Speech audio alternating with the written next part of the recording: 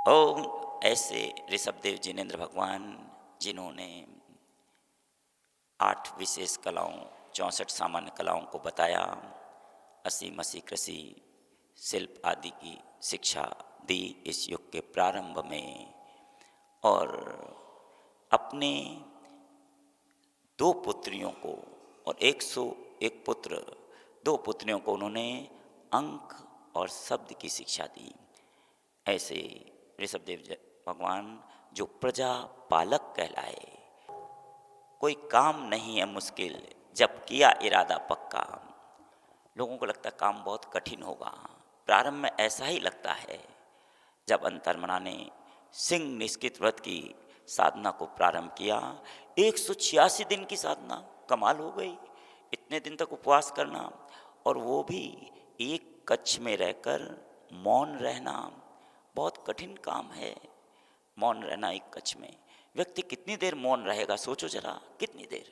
घंटे, 2 घंटे, 4 घंटे, 1 दिन, 2 दिन, 3 दिन, 5 दिन, 10 दिन, कितने दिन मौन रहेगा?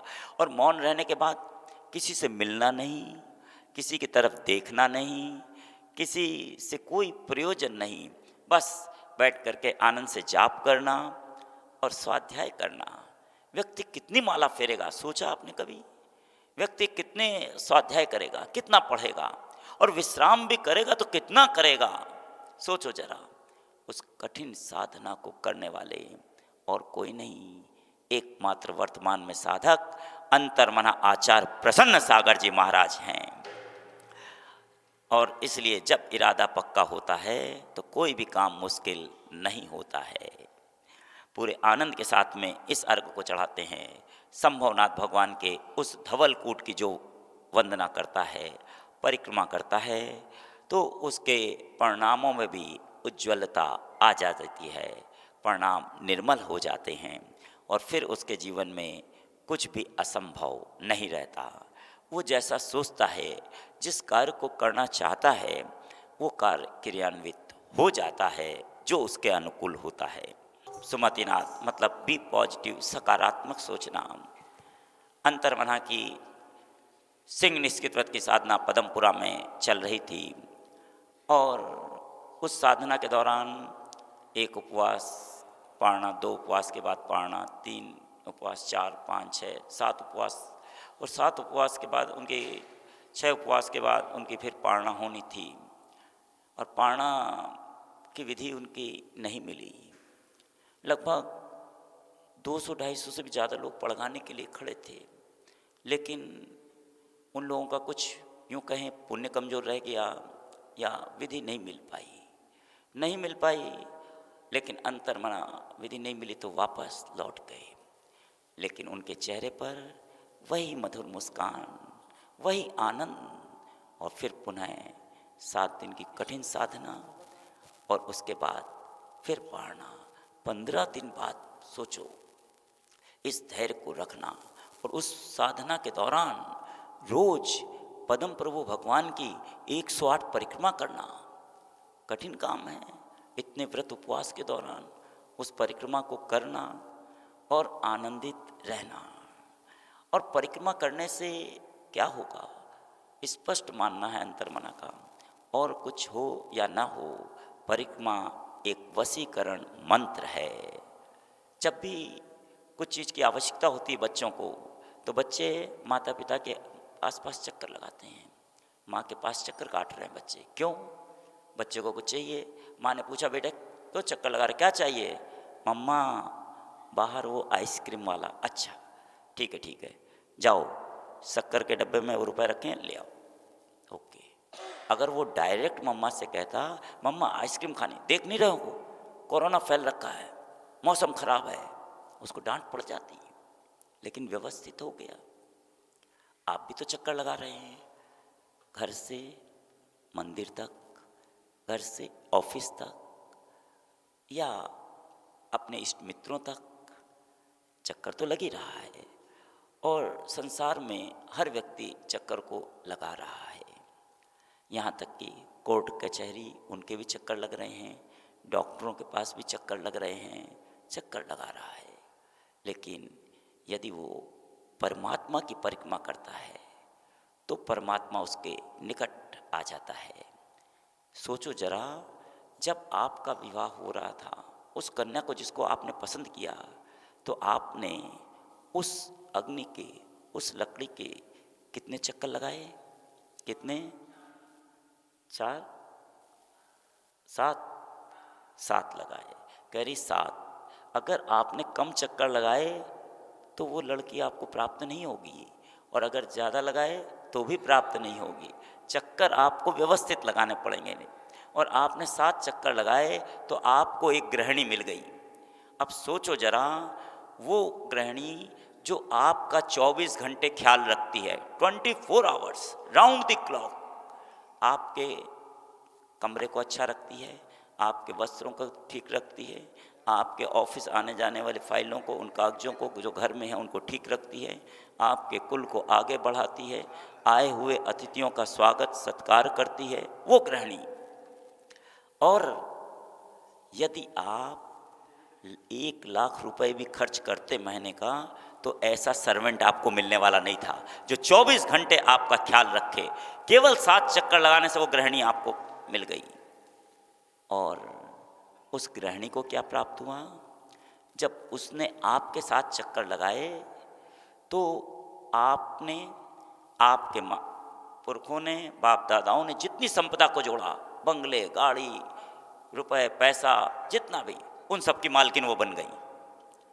अब यदि वो कहीं नाराज हो जाए और नाराज हो के अपने मायके चली जाए और वहाँ से वो प्रेम पत्र भेज दे, तो याद रखना, देश का कानून ये कहता है कि जब तक वो इस संसार में है तब तक आप रहें या ना रहें, आपके खानदान का यदि कोई भी व्यक्ति है तो आपको उसको खर्चा देना पड़ेगा, अपनी संपदा से उसको अधिकार देना पड़ेगा।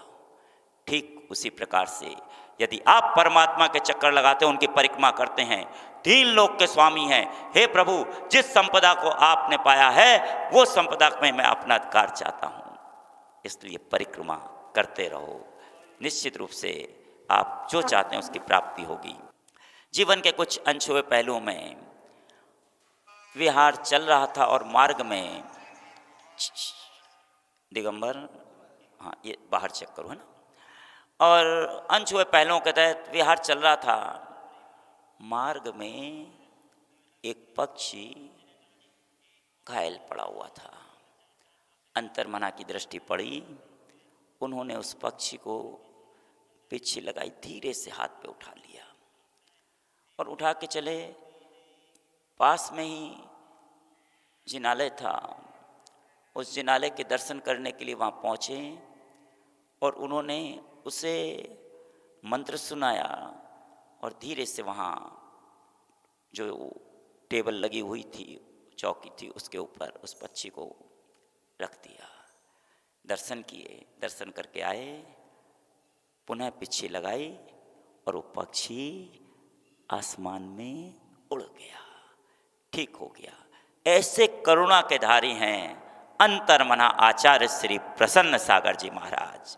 आने वाले समय में तरुण सागरम में 21 नवंबर से 25 नवंबर तक होने वाली भगवान बनने की यात्रा पूरे आनंद के साथ में, ध्यान रखना, आप भूल मत जाना, जिस संत ने कड़वे प्रवचन के माध्यम से जन जन के लिए, जन का प्रेरणा दी, उद्धार किया, हर परिवार को बोध दिया और जैन समाज को एक नई पहचान दी, ऐसे संत का समाधि स्थल तरुण सागरम, वहाँ पर आप जरूर आना।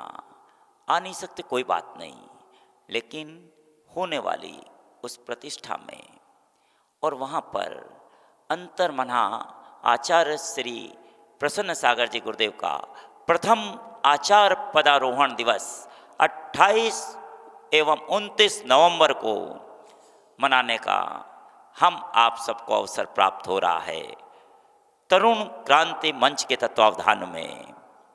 भूल मत जाना, जरूर आना।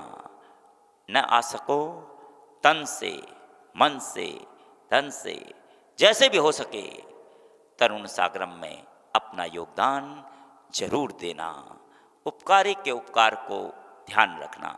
जिनके अनंत उपकार हैं उन उपकारों को हम विस्मृत नहीं कर सकते।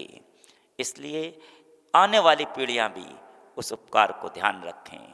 यदि हम ऐसा करेंगे तो निश्चित रूप से इस खेल में हम रहें या न रहें, लेकिन ये जिनालय, ये कार्यक्रम, ये महोत्सव युगों युगों तक प्रेरणा देते रहेंगे। जैन धर्म की शान बान को बरकरार रखेंगे।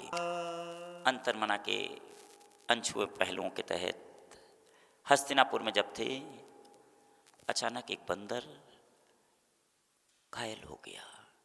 घायल होकर के छत पे पड़ा था। संघ के अंतर्मना की दृष्टि पड़ी। संघ के बालक गए और उसको उठा के ले आए। उसमें दिगंबर भी शामिल था। और जब वो लेकर के आए बंदर को, अंतर्मना ने उस बंदर को कमंडल से जल पिलाया और नमोकार मंत्र सुनाया, पीछे लगाई। बंदर ने आंखें खोली, उनकी तरफ देखा और वो बंदर चला गया, सदगति को प्राप्त हो गया। अंतर्मना की करुणा कि अंत समय में उसको नमोकार मंत्र सुनाने के लिए वर्तमान के श्रेष्ठ आचार्य उसके नज़दीक पहुंच गए। जैसे जटायु पक्षी के नज़दीक रामचंद्र जी पहुंच गए और उन्होंने उसको नमोकार मंत्र सुनाया, वैसे ही अंतर्मना ने उस बंदर को नमोकार मंत्र सुनाया। पता नहीं किस क्षण किस जीव का किस प्रकार से उद्धार हो, कोई नहीं जान सकता। ये अंतर्मना की करुणा है, उनका वात्सल्य है। वो प्राणी मात्र का कल्याण चाहते हैं, स्व कल्याण के साथ पर कल्याण भी हो। ऐसी मंगल भावनाओं को भाने वाले अंतर्मना आचार्य श्री प्रसन्न सागर जी महाराज, जिनका तरुण सागरम में 28 एवं 29 नवंबर को क्रांतिकारी संत उन्हीं के द्वारा निर्मित तरुण क्रांति मंच के तत्वावधान में होने जा रहा है प्रथम आचार्य पदारोहण दिवस। निश्चित रूप से आप आना। होने वाला जन मंगल महोत्सव कार्यक्रम, गुणानुवाद सभा। आखिर मन है, मन करता जल्दी से हाँ नहीं करता, लोग कहते हैं ना कर देता है। कोई बात नहीं, मन के आगे ना लगा देना और मन के पीछे ना लगा देना। नमन और मनन करने का अवसर प्राप्त हो रहा है। आओ हम अभी से अपने मन को बना के रखें, आना मत भूलना। तरुण सागरम में तन से, मन से, वचन से, धन से, जैसे भी हो हम अपना सहयोग जरूर करें। तरुण सागरम। नेमिनाथ भगवान परम पूज्य अंतर्मना साधना महोदधि आचार्य श्री प्रसन्न सागर जी महाराज की जन्मस्थली छतरपुर के चौधरी मंदिर में मूल नायक नेमिनाथ भगवान, उन्हीं की घनी छाँव में अभय कुमार के यहाँ, माँ शोभा देवी के यहाँ जिस पप्पू बालक का जन्म हुआ, जिसने दिल की ऐसी लिपि लिखी, वो बालक और कोई नहीं अंतर्मना आचार्य प्रसन्न सागर जी महाराज हैं। पूरे आनंद के साथ मामा जी छतरपुर से आए हुए, जिन्होंने बचपन में उनको घुड़सवारी खूब कराई, खूब खेल खिलाए और अच्छा, इन्होंने मामा जी बता रहे हैं 3 चीज़ें सिखाई: घुड़सवारी, पेड़ पर चढ़ना और नदी में तैरना। और कोई साधारण बात नहीं है। आप कितनी भी किताबें पढ़ लो तैरने की कला और फिर आप पानी में कूद जाओ, क्या तैर सकोगे? कभी नहीं। लेकिन तैरने की कला आपको जब भी सीखनी होगी तो पानी में उतर के ही सीख पाओगे, प्रैक्टिकल करना पड़ेगा। उसी तरह जीवन में भी आप प्रैक्टिकल करो। अभी सभी को सोशल डिस्टेंस का जब भी बाहर निकलो पालन करना है, मास्क लगा के रखना है, ढिलाई नहीं बरतनी है। याद रखना, अगर ढिलाई बरतोगे तो इफेक्टेड हो सकते हो। इस बात को ध्यान रखो, क्योंकि यदि आप सुरक्षित हैं तो परिवार सुरक्षित है, परिवार सुरक्षित है तो समाज सुरक्षित है, समाज सुरक्षित है तो देश सुरक्षित है, और यदि सब सुरक्षित हैं तो अंतर्मना आनंदित और सब कुछ सुरक्षित है। पूरे आनंद के साथ इस अर्घ को चढ़ाते हैं। एक प्रश्न आपका कि आखिर ये गृह शांति संस्कार महोत्सव जो शरद पूर्णिमा के दिन होने जा रहा है, इसमें करना क्या है? इसमें जिस सामग्री को आपको लेके बैठना है या शिशु संस्कार महोत्सव की सामग्री को लेकर के बैठना है, उस सामग्री को की लिस्ट सूचना आपको जब अंतर्मना मौन से मुखरित होंगे, अर्थात 26 तारीख, उसके बाद आपके इन संपर्क सूत्रों पर संपर्क करने पर अजय सेठी धुलियान, आकाश जी जैन सोनकच्छ, डॉक्टर संजय जैन इंदौर, उनसे प्राप्त हो सकती है। किनको? जो अपना रजिस्ट्रेशन कराएंगे उनको। इसलिए अपना रजिस्ट्रेशन आप आज अभी करा लेना, कहीं ऐसा ना हो कि आप चूक जाओ। आने वाले अवसर छोटे लगते हैं, जाने के बाद लगता है कि वे बहुत बड़े अवसर थे।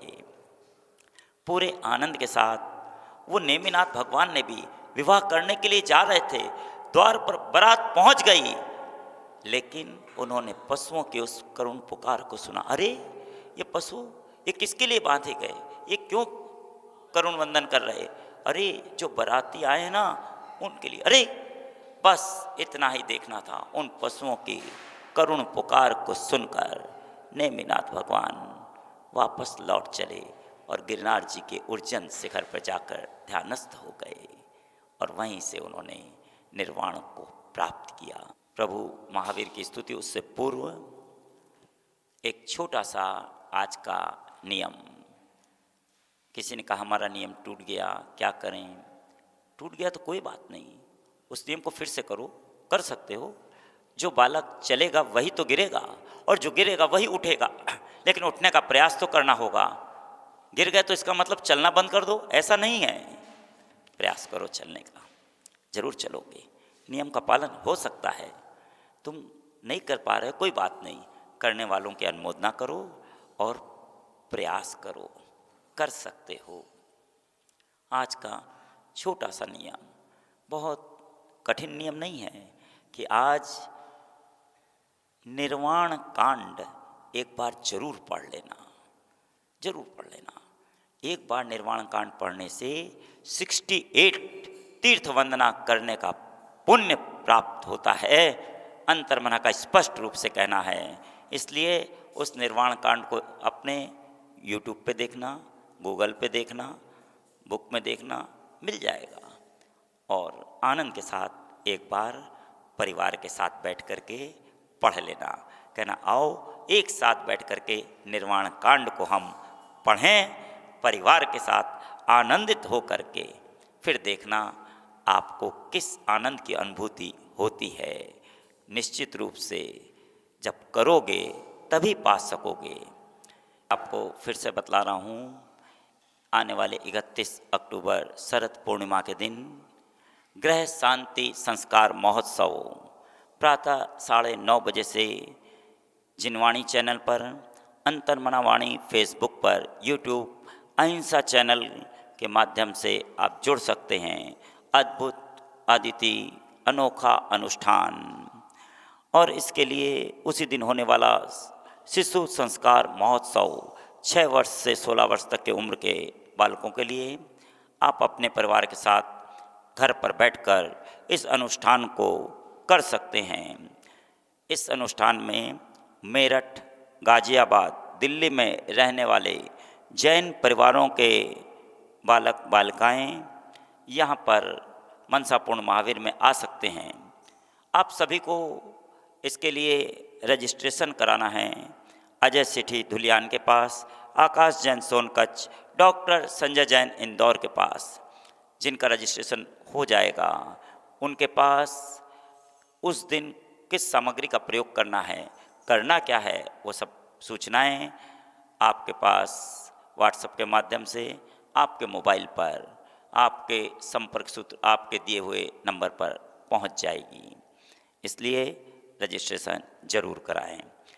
करते देखने वाले, सुनने वालों और सभी को बहुत सारी शुभकामनाएं। Have a nice day.